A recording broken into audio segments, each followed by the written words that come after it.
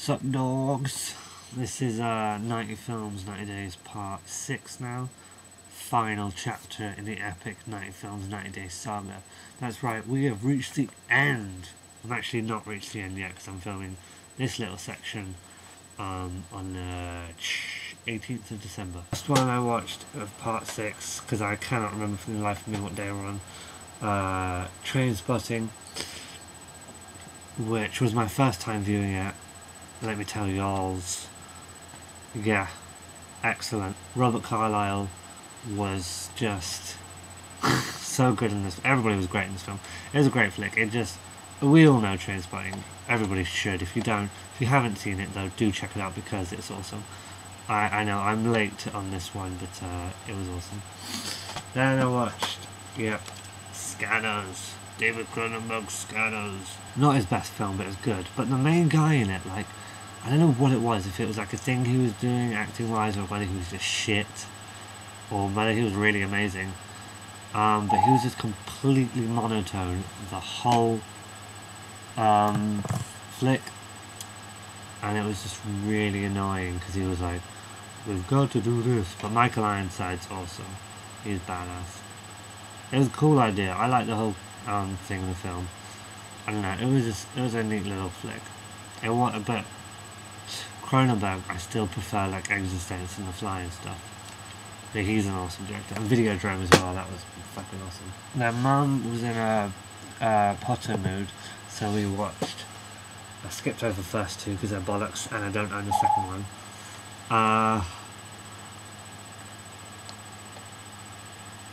What? That's bullshit. Harry Potter Prisoner. This one's awesome. I love the whole, this is probably one of my favourites because I love the story. I think the kids are finally actually acting in it, and suddenly we're noticing in this one, not to get creepy, but that Emma Watson, Hermione Granger's a bit of a looker. I just think the effects are great. Alfonso Cuarón just brings this darkness to it. It's just much needed jolt to the Potter franchise, really. Then we watched Goblet of Fire because my mum was like, I don't even remember any of the films. It's one of the lesser good ones, if that makes sense. It's still really awesome. Because I haven't read the book in ages, I don't remember what they cut out, most of it. So for taking it for the film and not comparing it to the book, I think it's really good. It really works.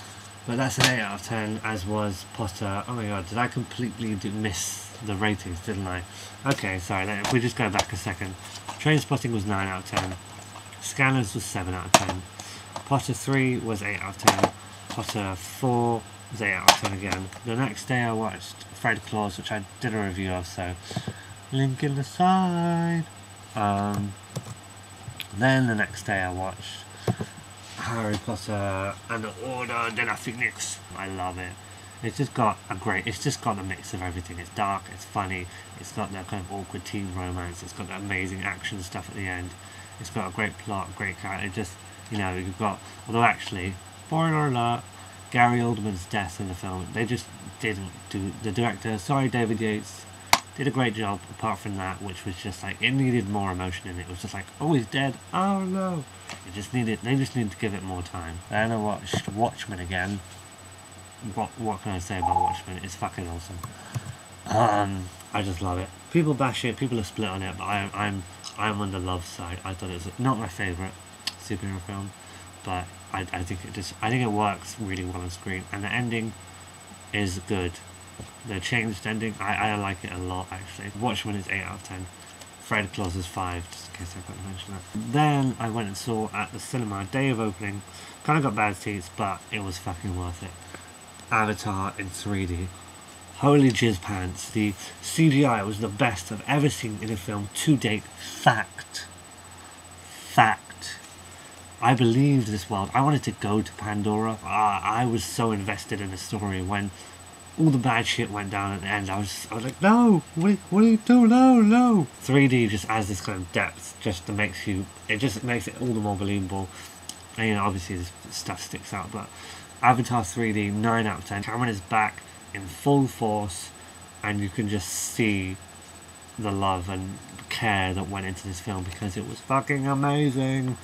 Then today I watched John Carpenter's They Live. I liked this It was good. It wasn't amazing.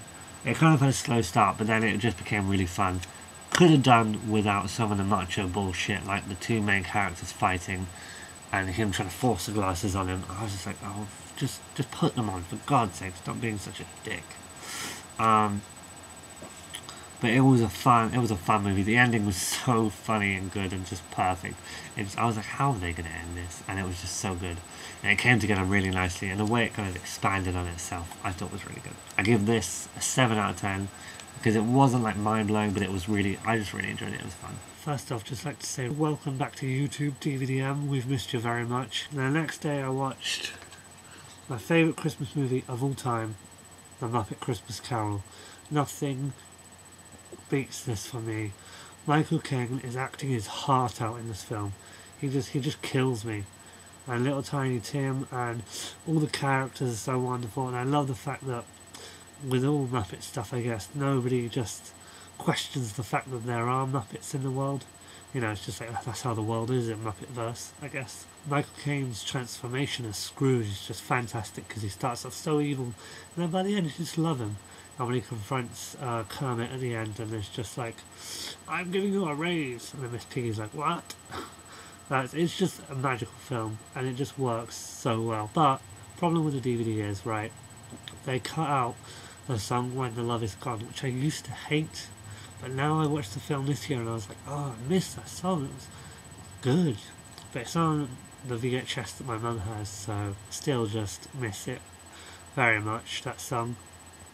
But Region 1 has it, I think, so to them.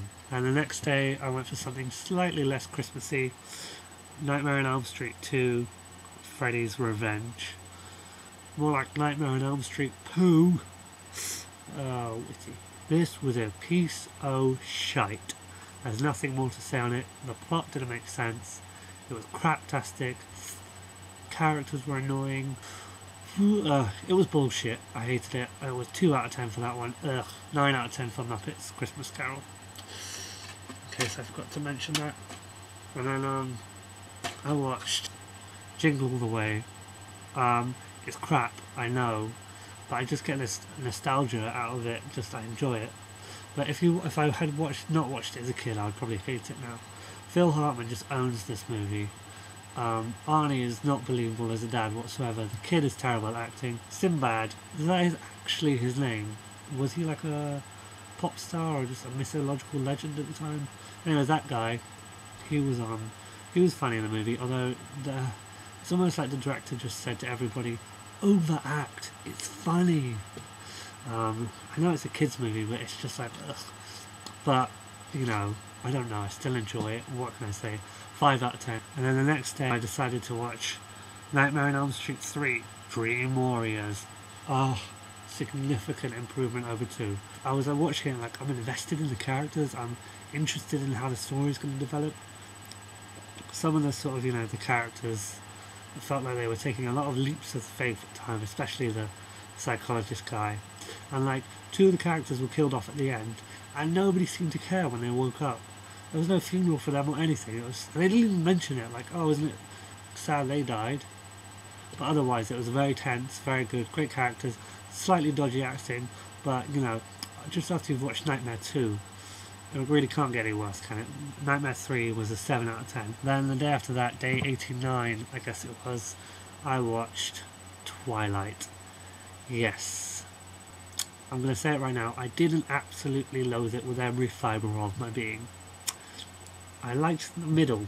That's kind of the only part I liked, really. But the camera work was really annoying because it was just so close up and like really just uncomfortable to watch. And the whole shaky cam thing they have going on where they were trying to be like Bourne Ultimatum or Supremacy, it's just like, what are you doing? And all the dialogue was just really just like horrible and overly sentimental. You know, I just kept thinking, I've seen this done better in Buffy. It was pretty bad. I like I said, got into it in the middle. But then the ending, it just completely fell apart, and the beginning was horrendous as well. I did also enjoy, though, the relationship between her and her dad. That was kind of funny, and the kind of the jealousy of the friends.